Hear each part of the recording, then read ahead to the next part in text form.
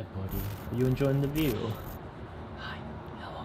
Well, you know, just another gloomy day in Vancouver. At least it's not raining, though. Jasper, this is where it is. It's stuck in here. Hey. So a few of you guys on Instagram asked me how I make my cold brew, so I'm just gonna show you guys real quick. So first things first, you obviously wanna grab your coffee beans. Use whatever coffee beans you personally enjoy. Grind it on like a coarse setting. I do a 1:10 ratio of coffee beans to cold water, and it is as simple as that. Today I'm gonna be using a nice Colombian, because why not? Today I'm gonna be doing about 40 grams of coffee just because that's what fits in my container, but you can do as much as you want. Like I mentioned, we're gonna do a nice coarse grind into the hopper. Then just transfer that into your container. And then like I mentioned, I like doing a 1:10 ratio. So 40 times 10 is 400. Good job, Richard. Nice and tight. Shake it up. And then stick your magical bean liquid into the fridge overnight. As you guys can see, I got some cold brew done over here. And then all you gotta do in the morning is just filter your coffee, and then you got some magical cold brew bean liquid. All right, so ever since shit really hit the fan, I had to change my space up a little bit, because spending all your time in a 400 square feet apartment, you can go a little bit crazy. So good, so freaking smooth and sweet. Would highly recommend. Anyways, I had two things I really wanted to focus on. A, I wanted a larger space that I could actually do home workouts in, because this cannot be happening again. And B, I wanted a better placement for my projector so I could watch more movies. So that was two of my main goals, which I definitely succeeded in doing. So today I'm gonna be giving you guys a quick little updated tour on how I managed to do that, and also just some other tips and tricks if you guys are thinking of living in a small space or downsizing, on how I make it work, especially at times like these.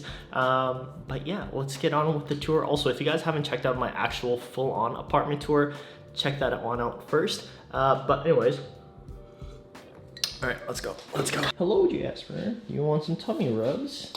Tummy rubs? Tired from our run? Yeah, we've been going on runs. I've been hurting my fucking feet. I fucking hate running, but you like it, so whatever. Hi, hello. All right, so first, as you guys can see, this is my kitchen and hallway and washroom and storage. It is very, very narrow. There's not a lot of space. I got the dishes drying in the dishwasher. Because I only have 2 plates and 2 bowls, I think it makes more sense to not run the dishwasher for that little amount of plates. So I just clean them after I'm done eating, and it just works really nicely. This also doubles as storage for my pots and pans, so I just leave that there. And then for the water that's left at the bottom, just give her a quick wiperoo. Good as new. There we go. I think when you're living in a small space, it's even more important to make the things that you use multifunctional. So just like the dishwasher, and also my laundry machine also acts as a dirty laundry hamper. So once the things get dirty, shove them in here, and once it's full, I just run it. I never actually had a need for a laundry hamper because I was never the guy to split up my clothes into colors, blacks and whites. I would just toss them in when shit was dirty. But I find that especially initially when you move in, you get a lot of things for the sake of just getting things that is like supposed to be in a house, like fucking paper towel holders. I don't know, do we need paper towels? Can we not just use rags and then clean them when they're clean? Also, I get comments saying, Joe, why is your couch facing a blank wall? That's fucking weird. Is it fucking weird? What's so weird about that? This is our couch, and yes, it's facing a blank wall. Is that an issue, Jasper, huh? Is that an issue? Because Jasper surely doesn't think so. I had a lot of people in my apartment tour video telling me to just get a media table and a TV just to make the space a lot more like a normal living room and to make it seem like a home. But I was like, am I the only one that thinks that's a problem when I clearly said that I don't watch a lot of TV, so I don't need a TV? And people are like, just get it. It'll look like a living room. It'll look like a home. It looks fucking weird. Couch facing a blank wall. Why is that so weird? Why? So anyways, as you guys can see, I moved the couch that was originally here to over there, moved the mirror to over here, and then I pushed my table that was here all the way up to the corner. So now I have all of this space in the middle to do my workouts. And speaking of workouts, let me show you guys my updated handstand progress, because I'm definitely getting a lot better. But I think Jasper has like a little bit of like PTSD, because every time I go up to set up for a handstand, he just immediately runs away, rightfully so.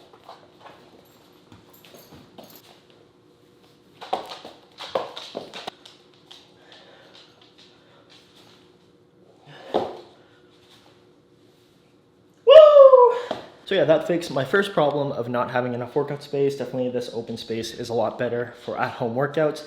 Now when it came to my projector, so this is where I had the couch, and then I would take my projector from here, get my little side table, bring the side table out here, and then plug that projector here, and then shine it on that wall. But the issue was that the distance from here to that wall was too narrow, so the actual throw of the projector, the screen was actually not very big. So instead of doing that, I moved the couch onto this wall so that I can use this wall as like the projector screen wall. Hi buddy, hello. And then instead of putting my projector on the little side table over here, just turned it around so that I can just be shining it onto that wall directly without having to move it around, which works a lot better. A lot of you guys actually had questions about the specific projector I use, but I wouldn't recommend it because it's really not the best for what you pay for. So once I find that, I will let you guys know. But let me just show you guys how it works right now. Obviously right now it's daytime, so it's not the best time to use a projector. But let's see what I can do. All right, so just so you guys can get an idea of the setup, this is just a basic projector. This is the power line, and then this connects an HDMI. I'm using the Amazon Fire Stick to watch movies and stuff.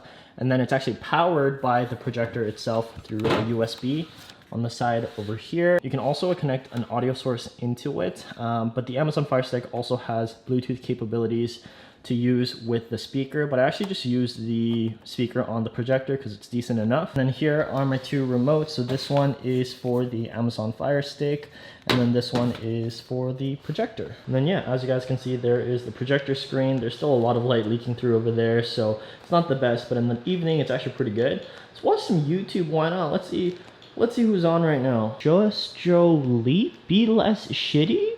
Oh, interesting. What kind of content does he have? Oh, easy Korean food recipe. Let's check that out.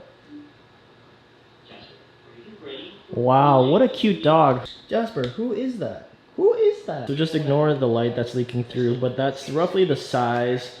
And then I can use this remote, increase the volume. I wonder if I can slide this a little bit further back. Oh yeah. Plus, one of the best things about having the projector screen on this wall, you can also watch Netflix in bed, or just Jolie in this case. So from a functional standpoint, I think this layout works a lot better, but I know all the interior designers in the comment sections are gonna be like, Joe, you shouldn't have all your furniture pushed up against the wall. That's a very amateur, mediocre move. But let me tell you, Karen, when you are living in a 400 square feet apartment, you cannot have your couch be in the smack dab center in your room. It just doesn't work. And also under the bed, I got these little storage boxes to keep some of my additional stuff. I think when you're living in a small space, it's important to consider the space underneath and above things. So really try to maximize the storage that's underneath your bed, whether it's putting your suitcase or some additional things inside of it, just because, you know, space underneath your bed, no one's gonna see it, and most of the times it doesn't get utilized. Also, I have so many people commenting, Joe, where is your duvet cover? Why do you need a duvet cover? You're gonna wash your duvet anyways. Like, you know what I mean? I feel like a lot of people are just like in this mindset of what a traditional home looks like, and if it doesn't reflect their freaking 1970s nuclear family white picket fence style, then it's completely like, what the fuck are you doing? Like, blah, blah, blah. Like, why do you need a duvet cover? Why do you need 3 extra sheets on top of your fitted sheet? Why do you need a decorative blanket? Why do you need 6 other pillows? Why? Why? Like, it's just more shit you gotta clean. I got a fitted sheet, I got a duvet.